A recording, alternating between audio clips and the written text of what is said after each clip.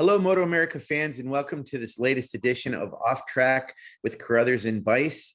I am Bice back in Central Ohio, and I'm joined by Paul Carruthers, who didn't leave the West Coast after Laguna Seca's round, but he did travel south. So he's back home. He didn't get the jet lag that I did this time. It took me a day or two to realize where I was. But Paul, we're back together again. How are things for you? Good. It feels like I have jet lag, even though I don't. But that was kind of those were long days there. It's oh man, were they? Yeah. It's a really good event, but it just seems like there's a lot more going on than normal. And no, it was actually a wonderful weekend, and I enjoyed it.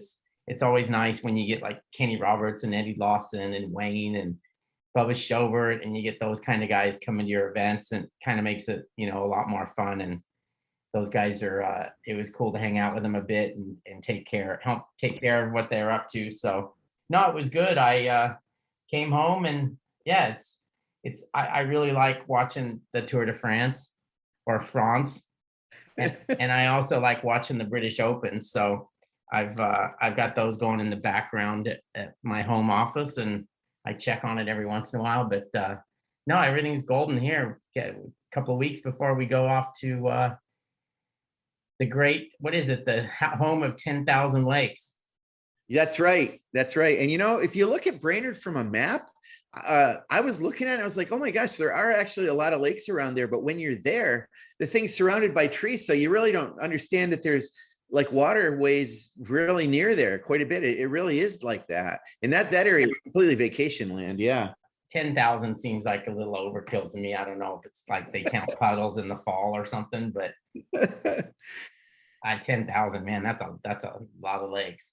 Yeah, and I'll tell you, the entire state of Ohio is jealous because Ohio, except for Lake Erie, does not have a single a natural lake in the entire state. They have some man-made lakes, but there isn't a single natural lake there. Minnesota took them all, so it's ridiculous. But hey, so let's get going on this, because we're excited to get the team manager of Westby Racing and a guy who's tends to be the mayor of the paddock in MotoAmerica, Mr. Chuck Giacchetto. Chuck, how are you today? Well, I was good until I heard all the bullshit that you guys were slinging back and forth about lakes and all that other shit. I mean, if I wanted a geography lesson, I'd tune into Spoken like a true New Englander, that it's like, well, you can't get there from here, even though you're not from Maine. I know that, but anyway. No, I'm not speaking down Maine, but everybody know what the hell's going on. So let's tell them what's going on. Light me up, fellas. Okay. You want to start, go, Sean? Okay. Well, let me light you up first. I want to talk about Ridge a little bit, because I have not spoken to you about this, Chuck, and what happened with the bumping and banging with Danilo. It seemed like Matthew kind of laughed it off and didn't really consider it to be too bad. But I know you wear your heart on your wrist or on your chest or wherever your heart is. It's everywhere. Were you personally upset with that, or did you think that was okay? And then going into Laguna with how he was banging a little bit with Cam Peterson, and I was delighted by the fact that he, it didn't create a big dust up. But where do you stand right now with Danilo on the track and with his mood? Let's put it that way. Well, I didn't even know it happened at the Ridge until Stamboli came over and said something to me as the session ended. Because I was running the boards, and the only person I can hear when I'm running the board is Ed. Ed actually is a lot smarter than I give him credit for. The headphones I wear, even though it has a mouthpiece on it, can only receive and not transmit. So anything I say can't and won't be held against me. So I didn't even know that had happened, and I didn't see what happened until well after the session. You know what? And with all due respect to HSBK and the wonderful people at within our paddock, the whole Danilo thing for me is a bit of old news, because that's just the way that guy is. I've given him the thumbs up a few times. He's given it back to me. I think there's a bit of a language barrier there, because I shouldn't say always, but I've approached him several times and told him to come on over for a snack or a drink or whatever. And I think he looks at me kind of cross-eyed, like, why would I do that? And I mean it, I'm sincere, but So I think there's a bit of a language barrier there, but you know what, man, I'm over that bullshit, to be honest with you. Like if the guy wants to fucking bang and smash and do all that shit, whatever. And then Matthew will respond to it however he does. You know, there's been people who say Matthew's instigated it and Petrucci's instigated it and this, you know, Godzilla's instigated it. And I don't care about it honestly anymore. I move on. So for me, you know, I think I think some of that is okay for fanfare. I know our team is quite tired of any of that drama. I think HSBK is quite tired of that drama. And I think, you know, I think Danilo, and I could be speaking out of line here, was probably caught out a little bit by the level of the competition here and not knowing the tracks and the Dunlop tire, blah, blah, blah. So I think he expected to possibly be really commanding the championship. And to be quite honest with you, he did command it, right? He commanded it until we got him by a point at Elkhart, and then he commanded it all the way through the ridge, and he commanded it through the second race at Laguna. So I'd say the guy ain't doing too shabby, and I say the team's making a valiant effort. Yeah. But I'm over all that bullshit. And you know, I'd like to think that well, I know we all get along in the pit at the end of the day. So whatever. I mean, if that's the way he wants to be, and you know, quite frankly, if Matthew instigates that, then whatever will fall on Matthew. If Petrucci instigates it, that'll fall on him. If Cam instigates it, whatever. There, you know, at this point, I think we're all a little surprised at how theatrical it got a couple of times. But you know, maybe he's getting used to us and we're getting used to him. So whatever. The guy still is only behind in the championship by a couple of points, and we're going to do everything to make sure that we try and get back in front of him. So yeah, it's okay. You know, whatever. Yeah. And one more thing on that subject, Chuck. So I kind of talked to Cam Peterson and Jake about this a little bit. And I know last year Cam Peterson was a little bit in the crosshairs of Loris Baz. Sorry, I went back too many years. Loris Baz at VIR, they had a little bit going there, and that seemed to be fairly heated. Yep. Cam had the incident at Laguna with Danilo, and it wasn't heated at all. They both, you know, seemed to be fine.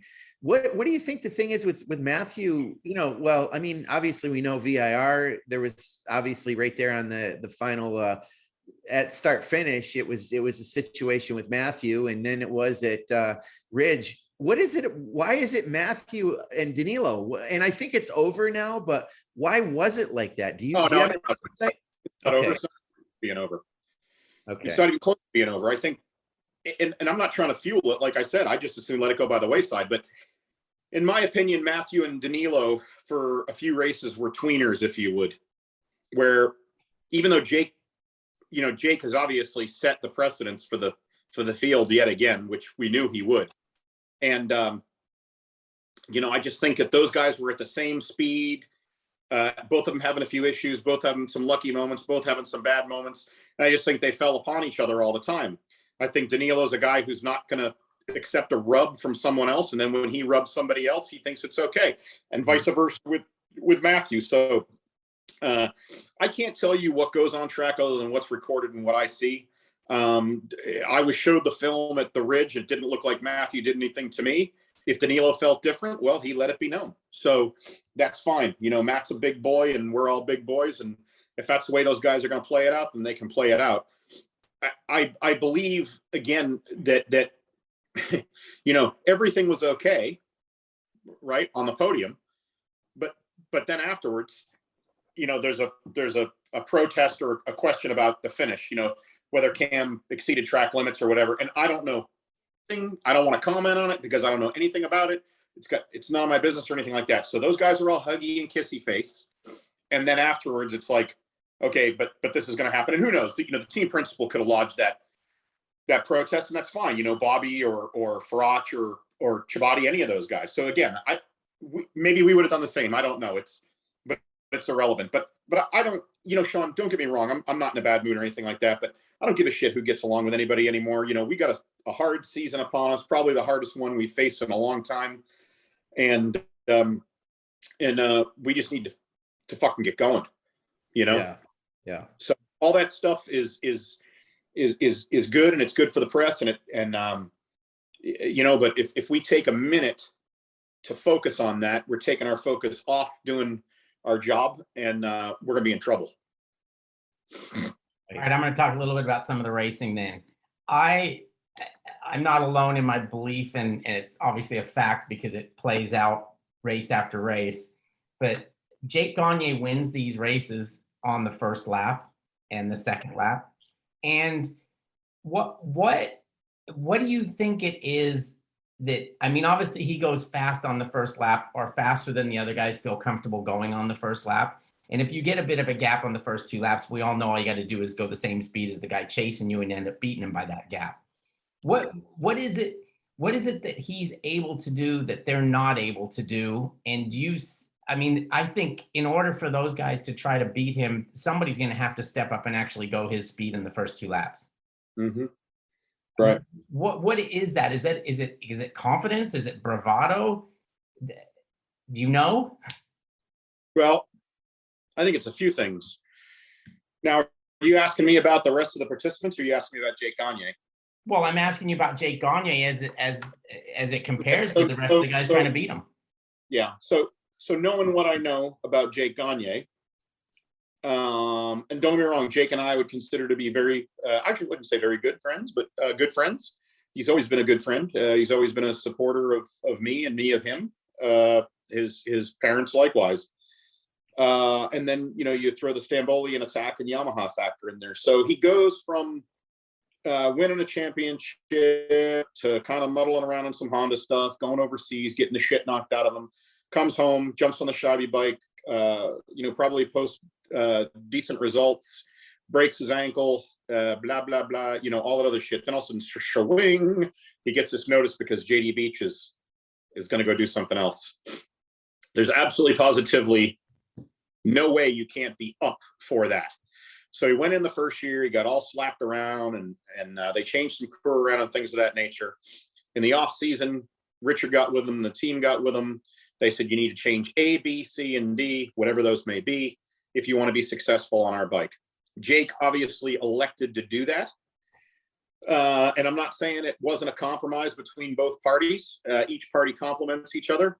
He absolutely has the confidence. He speaks quietly and walks quietly and carries a big stick. And you know what? He could carry a big stick. He controls everything that goes on in that racetrack. He dictates it all. Everything else is an afterthought. And until our guys decide they want to step up, that's it. So I feel a lot of it is mental, and please keep in mind, first and foremost, I know Matthew Scholtz can do it. Okay, so let's get Matthew out of the way first. He absolutely has the talent, and he absolutely has the crew, the bike, and the budget, and everything else behind him. So we need to figure out how to make all that stuff work together for him, and then he has to meet us at that place in order to proceed forward. Okay, so I think the same thing goes forth for Cam Peterson, who's in his first year with Attack, who's only progressing. Okay, so he's got another year left on his contract. And me knowing what I know, you better watch out for Cam Peterson. And I said this from jump, right? I'm not going to sit here and give this guy all kinds of accolades, but I know what he's been through since he's raced in South Africa. And I know what he's been through in his life. So when Stamboli said to me, oh, hey, we're getting this Cam Peterson kid, what do you think? Just some friendly conversation. I said, that fucking guy will walk through traffic for you. I go, he'll walk through a wall of fire for you. All he needs is a chance. All he wants is a chance with a real team behind him. And this is no discount to any of the other teams he was with.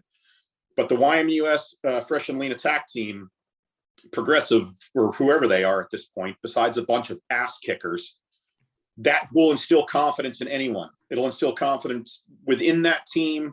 It exudes confidence. It walks with a swagger. It has a guy who runs the team who has a swagger. I mean, that place exudes confidence, right?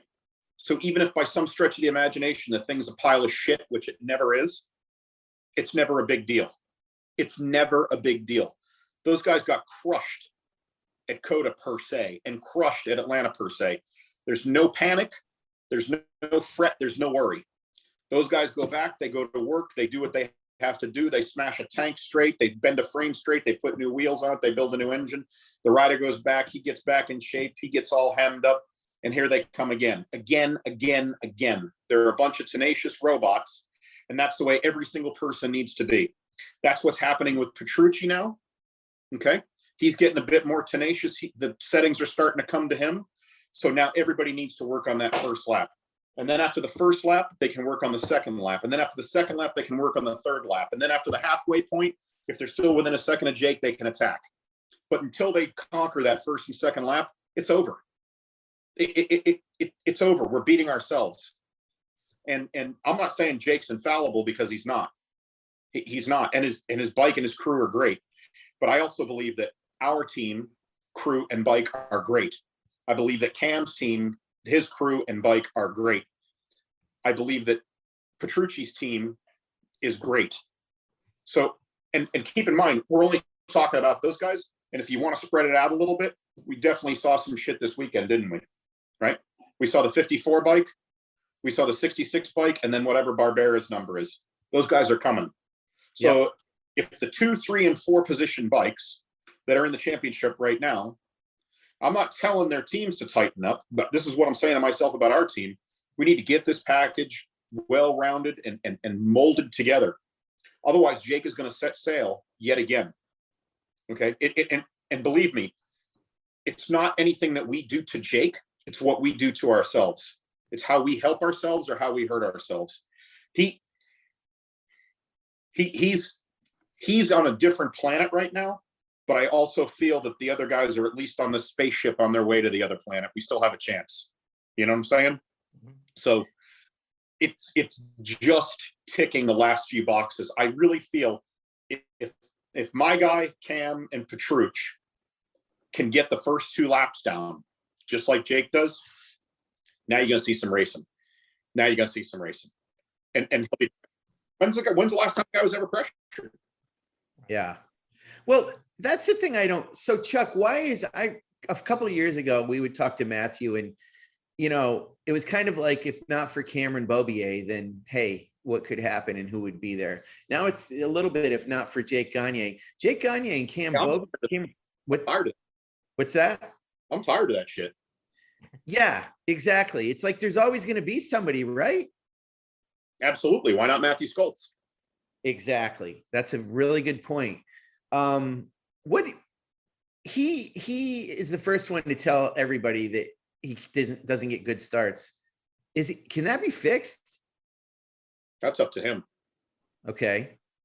I mean, what is it? Is it a time reaction thing? Physically, what is it? So look, I can't tell you that because I don't know. Okay. But what I do know is that I reinstilled to Matthew again this weekend how important he was and how much I knew he could do this job. And I still believe that he can do the job. And I know our team can do the job. I think that looking at it from the body of over 6 years of work, I think Matthew, when he gets upset on the bike or when he can't get it to do what he wants to do, he becomes upset and it turns into body language on the motorcycle. And then the best laid plans can go to shit.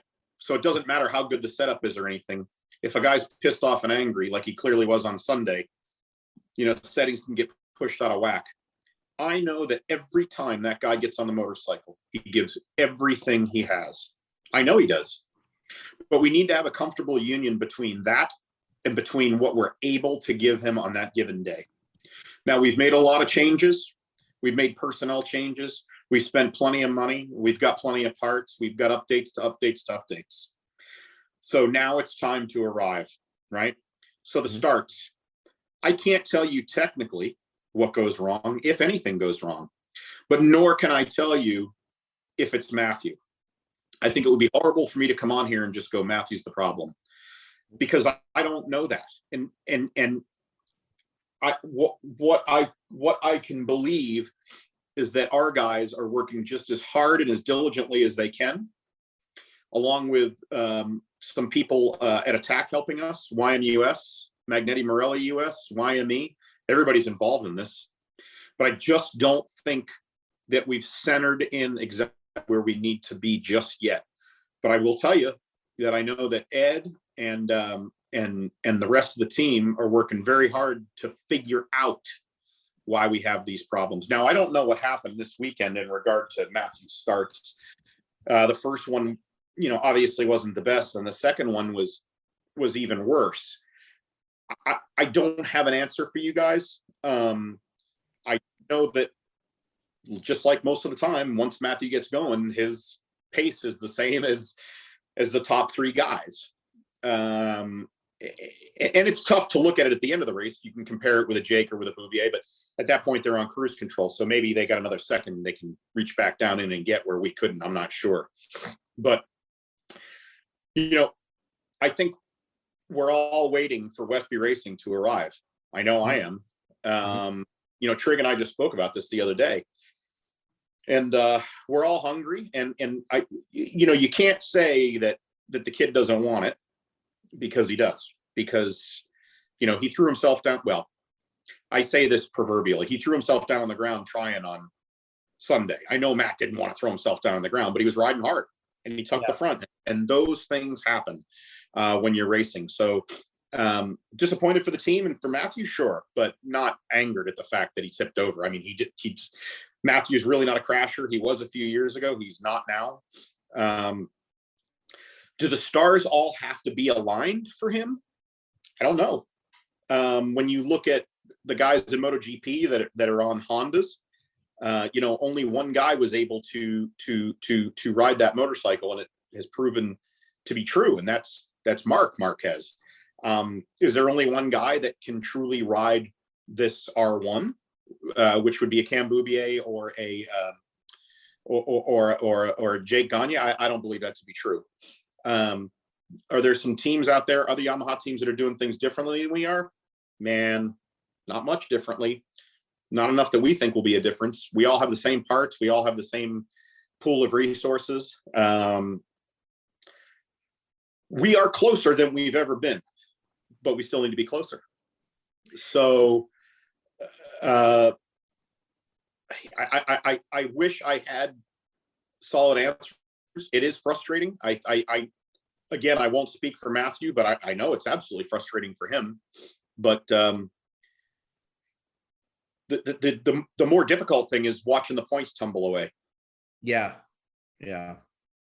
It's amazing how quick they do. It's amazing how quick Jake Gagne is back on top. I mean, you think it's going to be, oh man, he's behind the eight ball. It's going to take him a while. I mean, it took him a little while, but it didn't take him that long. So yeah, but if you win 7 races, you catch up. True. That's true. Well, don't forget, what is it, Paul? It's first to second is 6 points now. 3. Oh, is that all it is? Yeah. Oh, for Christ's sakes. And then it jumps to 40 and 45. I'm going to have to put his hand in some kind of a device or something and break his fingers or something. I don't know. Yeah.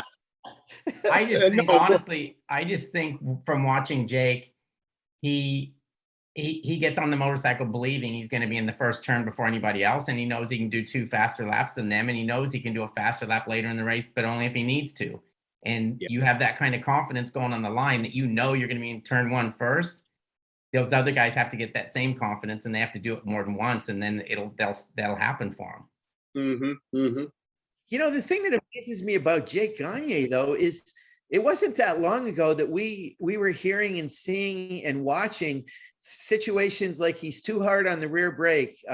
He sat on the start line and was burning up the clutch, and he was having all kinds of problems. And then everything comes good, and he becomes Cameron Beaubier II.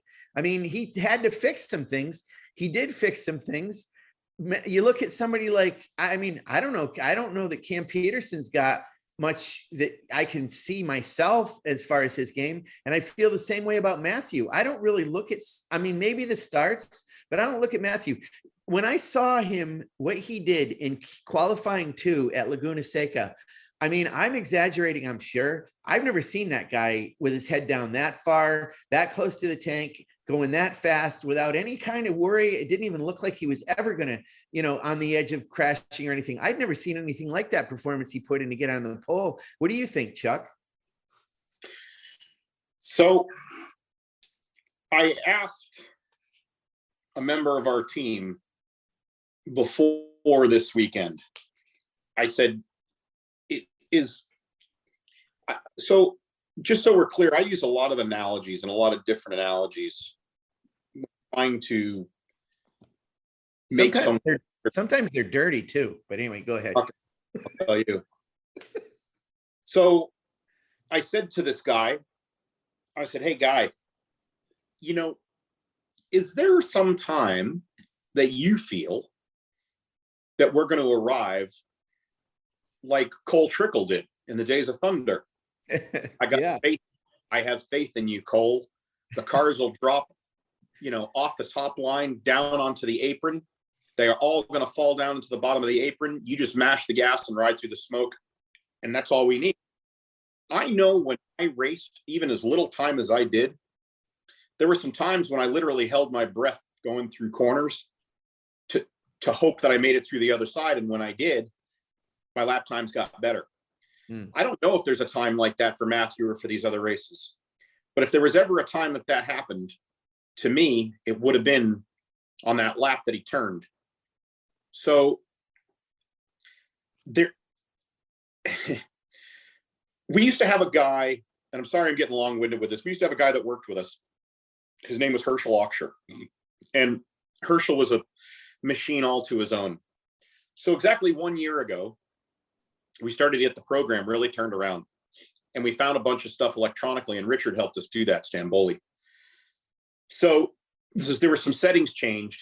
Herschel dumped him in the bike, and Herschel and Ed worked this deal out, and not a deal, but this strategy out. And the bike was that much better. And in the first race, it showed, but in the second race, it really showed because Matthew made up a lot of time. And we were happy. We were like, oh, we are past this. He's not rushing a corner. He's rolling through the corner. We're not hearing the same problems. So, Herschel and I are sitting on pit road, kind of like Chevy Chase and Rusty in Family Vacation, and he's like, Russ. So he says to me, he goes, Chuck, you feel that? And I said, I think so. And he says, you need to remember this feeling that you have, like the weight of the world is off your shoulders, like you just broke through. You need to remember that. And I said, why? And he goes, because forget the result. That's the feeling that you want to have. And that was one of the most important things that Herschel had ever said to me, and it stuck with me. So I will be honest with you. I felt that way at our preseason test. I felt that way at COTA. I felt that way going into Atlanta until the second race at Atlanta. I felt that way at Virginia. I felt that way during the first race at Elkhart. I almost felt that way at the Ridge. To me, I don't think we obviously accomplished what we wanted to, but when you look at things mathematically through a lap time, he got a lot quicker amount of time. So that was a success as well. But then when you come to Laguna, I really thought that's where we were going to turn the page. I really felt, and people could say I'm being, too optimistic. I really thought that we had a chance to really run with Jake there. And for whatever reason, we didn't. I know it wasn't for lack of preparation. I know it wasn't for lack of ability on the crew's part. I know it wasn't for lack of ability or effort on Matthew's side. It just didn't happen. And we'll all have those answers soon, and then we can work on them from there. But yeah, I thought there would have been a breakthrough moment by now, and we could have left all the bad starts and the set it, the weirdo settings and all that other stuff behind. Not that they're weirdo settings, but I don't know a lot about electronics, so all that stuff's weird to me. It's just frustrating because I know how much effort, and you have to understand when I say this, I know how much effort certain people put in on the team. Look, everybody puts in a very large effort on our team, but there's some guys who take all this stuff to bed with them and because it's their job and they do it. And those guys never give up. So for me, I think it was as well, as bummer as it may have been to Matthew, this past weekend was a real gut punch to myself and the team principals. It's something that I didn't expect. And it's something that we hope we can move to the back seat. And, we just had a meeting about it today, Ed and I did. And we're looking forward to Brainerd like it's the start of a brand new season. And they got some more things they can throw at them. And even talking to Stamboli, Stamboli's like, Giachetto, come on, get your face, get your smile back on. Come on, start bitching about something. Don't woe is me. And I boo-hooed for a couple of days, but he goes, look, it's the second half of the season now. Mac goes really good at all these tracks. Well, he does, and we go good at all these tracks. But what I want to see is us good, right in Jake's behind. Not good 15 seconds back, not good 5 seconds back. And I know that's what the other guys want as well. So I think right now, as Rich said, moving into the second half of the season, we ignore all the bullshit that goes on with the theatrics and with the Petrucci's and the Petersons and the Scholtzes and all that other stuff. If it happens, it happens. I think most of the guys are going to look at it and go, whatever. Or they'll just go over to the guy and go, you were a jerk. No, you were a jerk. And that's it. I know you're not going to get that kind of a rise out of our team because we just have too much to do. We have too much to focus on. Petrucci's not our focus. Ashton Yates isn't our focus. The hotel's not our focus. Our focus is P1. P1 in every session, in every lap, every day, every event, and at the end of the year. So it looks like the awards banquet will be at Barber, and I want to have Trigg have that trophy, and it's not out of the question. And I think anything less than that at this point is a loss. So I cannot say we're understaffed, we're underfunded, we're under-talented. Nothing can be said like that. Matthew's got it in him. We all got us in it. We all got it in us. I think we need, I don't know if it's a sonic boom. I don't know. I wish maybe you guys can tell me how it all happens. I was even thinking about a live chicken sacrifice. Who knows? I think Chuck, some of it has to do with, we all see this. I mean, it's a classic situation in any of these movies. You mentioned Days of Thunder or every Rocky movie. There's always that turning point, and I know it's classic, it's romantic. Maybe things don't work like that in real life, but we always expect it. And I think that's some of what you're saying with what Herschel was saying. I felt like that pole was a bit of a turning point because I'm like, well, if his starts are tough, maybe the fact that he's starting on pole, although it's weird at Laguna to be on the pole isn't really an advantage there. So that's kind of tough too, right? Well, you know what? I don't buy that bullshit because being on the pole for me, it is a mindset. You're a fucker. I'm on pole. Yeah. What did you do? I'm on pole. It's like walking into the way I felt. I felt about it that way. Yeah. You walk into the pits with a hot chick and everybody's looking at you. I know they ain't looking at me. They're looking at a hot chick. Yeah. Yeah, sure. Well, otherwise there wouldn't be a pole position, right? They'd line up 5 across like they used to. Now there's a real pole with a staggered grid with only 3 guys across. Being on pole is a big deal, and you need to treat it like a big deal. You need to embrace it like a big deal. We're not used to being on pole. Tell you what, oh, it's true. I'd like to try and get used to being on pole like it's old hat, but again, I'm not boo-hooing. I'm just telling you guys the truth from the way I see it. Our team is fantastic. There is nothing that we want that we don't have. Nothing. So it's up to us to make sure that all the planets align. And I know even as you and I speak right now, there's a guy who's supposed to be crunching numbers and looking at funny lines. And instead, he's working on more enhancements for his rider's motorcycle, for his ergonomics. He's taken on more than he should have.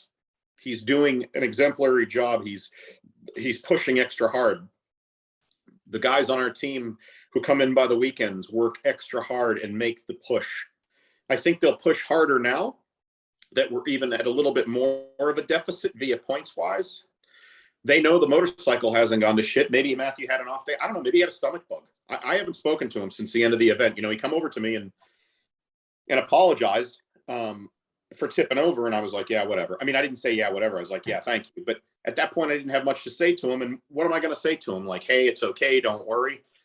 He's the guy. He knows he's the guy on our team. You know, we know he's to go the best he can. Like to me, if somebody said, well, he planned on augering it in. Well, if I had any proof of that, he'd been fired right then. Pretty sure Matthew doesn't want to auger anything in.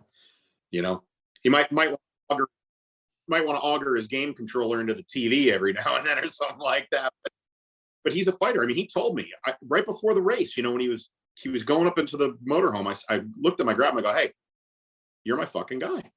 Yeah. You can do this. Today's a new day. We got good rubber underneath you. The settings are good. We can do this. I go, come on now. And he just looked at me and he told me real quiet. He goes, I'm going to fight like hell.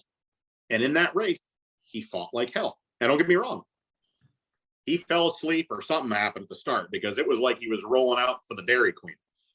But once that race got rolling, he fought like hell, you know, and everybody commented on it. God damn, man, you know, that guy, he's riding so hard. And so I can't take that away from him. So now we prepare for Brainerd like Laguna never happened. And we try and make up points. Every day is a new day. We can't focus on championship right now, but we are going to focus on trying to be number one. Every lap, every session, every day, every weekend until Monday night at Barber. So I think the team is more driven than ever to accept the challenge, and where we end up is where we end up. And then we'll take a good hard look at everything. You know, there's a lot of positive things happening in the paddock this year, you know, so I think there's a lot to look forward to. So I apologize if I sound a bit negative. I'm actually positive. It's just difficult to talk, other than being difficult to talk about what happened this past weekend, because it sucked, and nobody wants that, and I don't know that it could have been prevented in any way. It's like things just didn't align correctly. It's not like one guy forgot to stroke a key or another guy forgot a round of preload. I mean, there's checks, there's pre-checks, there's post, there's checks. Fuck, there's a check and a tick for everything. So there's a lot of great minds coming together. It's quite a culmination that we have on the team. So yeah, we got time to arrive. Chuck, give us some insight into logistics of a race team for a minute now from this perspective. So we're going to Brainerd. Brainerd is, I mean, my geography is not great, but, you know, the team is based out of Tulsa, and it's basically due north in the Midwest. Well, the race shop is in Georgia, and we have the advantage of a lot of our racetracks being kind of East Coast to mostly a little bit of the Midwest oriented, not too many on the West Coast. I know those teams that come from the West Coast, you know, do have to do this all the time. Is it a factor for a team that's on the East Coast? When we go to the Ridge or we go to Laguna Seca, is it hard for an East Coast team? I know a lot of them do it, but is there anything extra involved there that might, and I'm not saying it's a disadvantage, but is it hard to do, I guess? Yep. Okay. Yep. And I'll tell you why. It's mostly, from what I've been able to see, it's mostly a mental play. So when my plan this year was to load up, go to Elkhart with everything that we would need for Elkhart, for the Ridge, for maintenance in between at YMUS, for Laguna.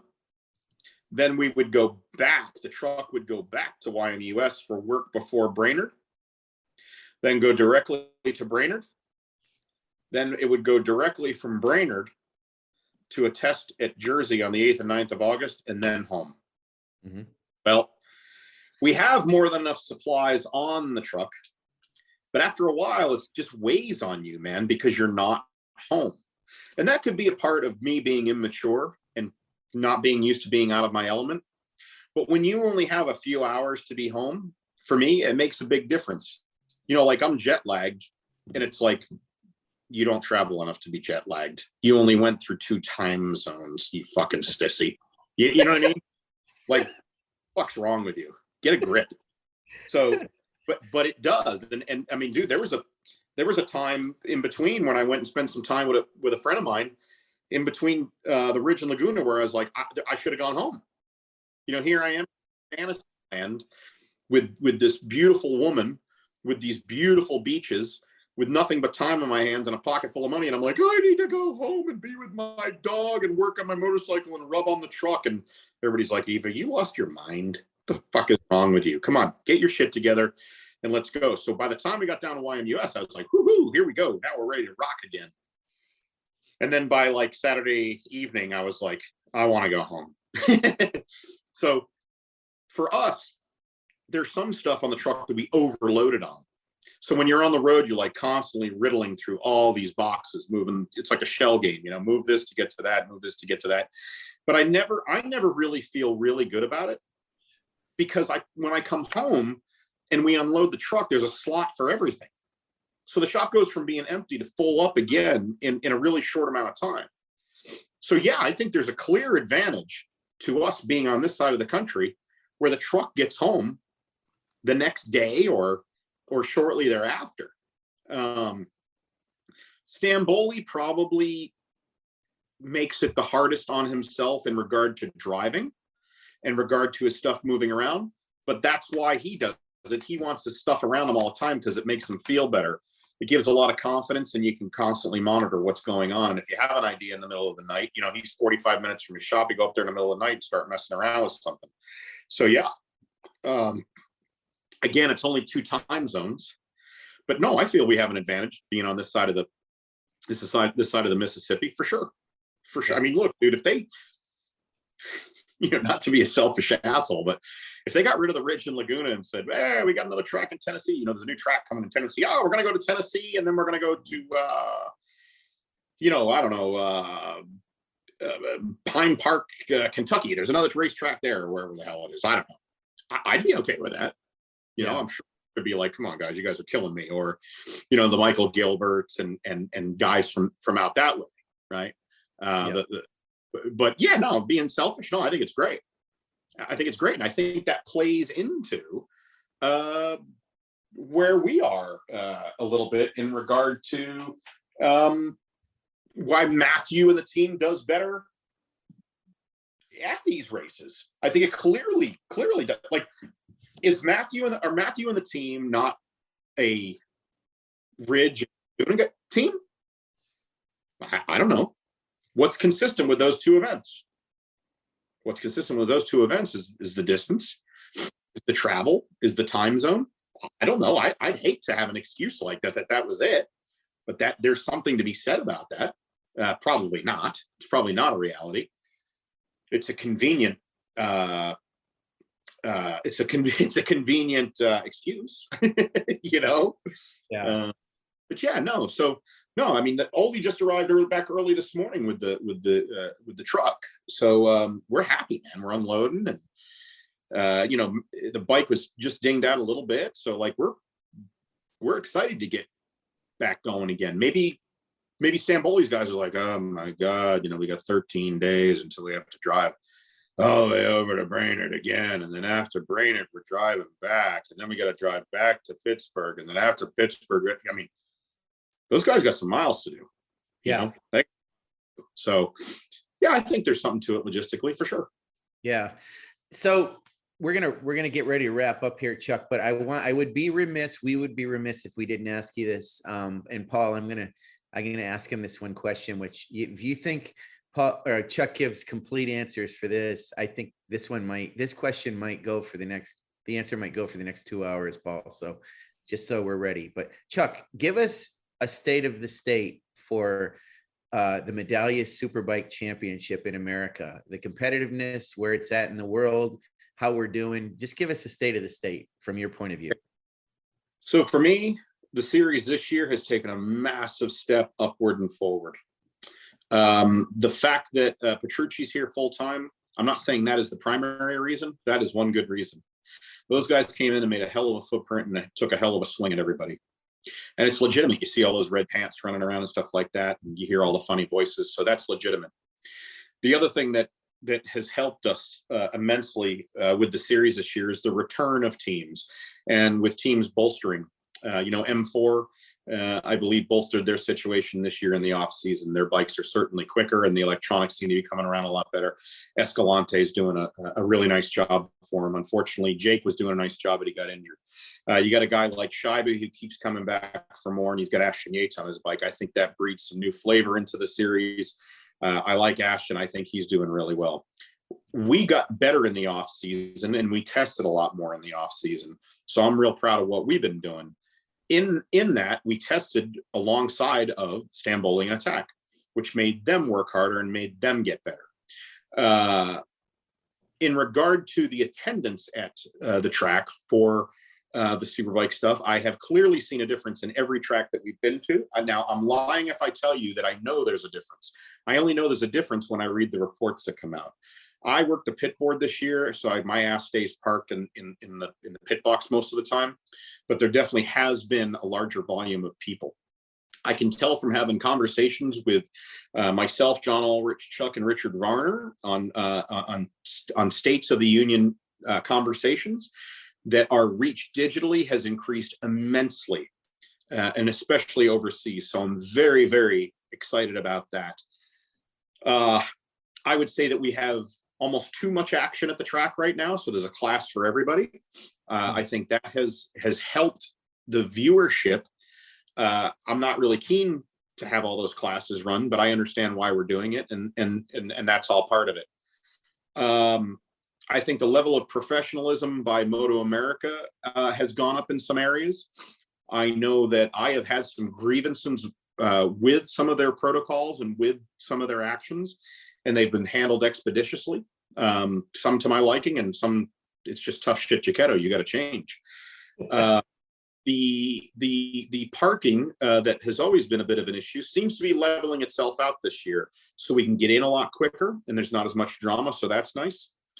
The pit road situation continues to get better for teams to file in and for teams to set up with some consistency. Getting through the technical department has always been very consistent for us with Premier Superbike teams because they visit our canopy.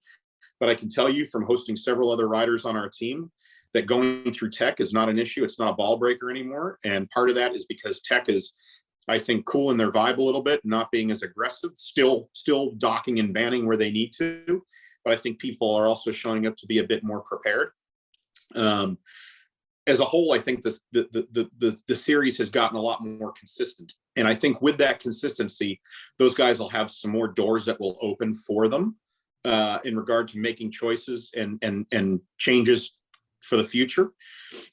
We also have something that Richard Stamboli and myself have formed with some other team owners, which is called the Superbike Council.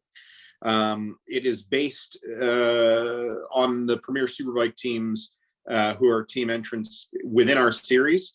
And we're trying to become an advisory board for MotoAmerica, so they can come to us with any ideas or grievances. And it's just a discussion forum at this point, which is fabulous.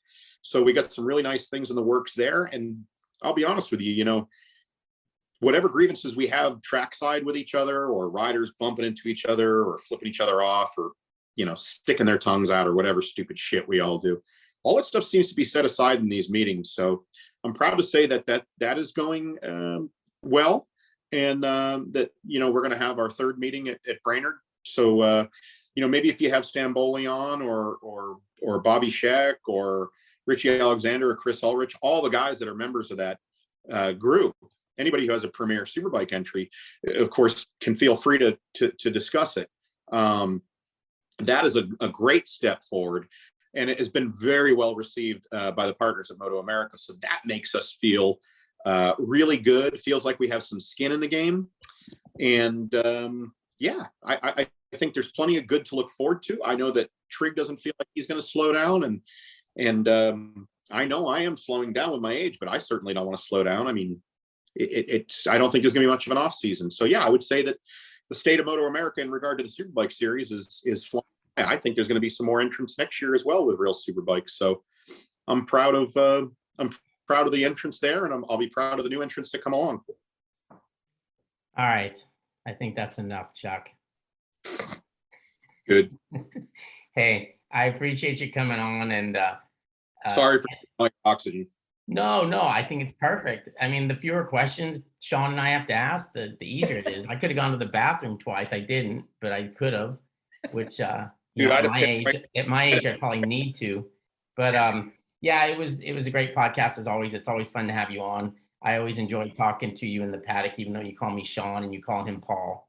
You know, I was just gonna, dude, Go and you know, please, and I say this with all sincerity, I so don't do that to tease you guys, because I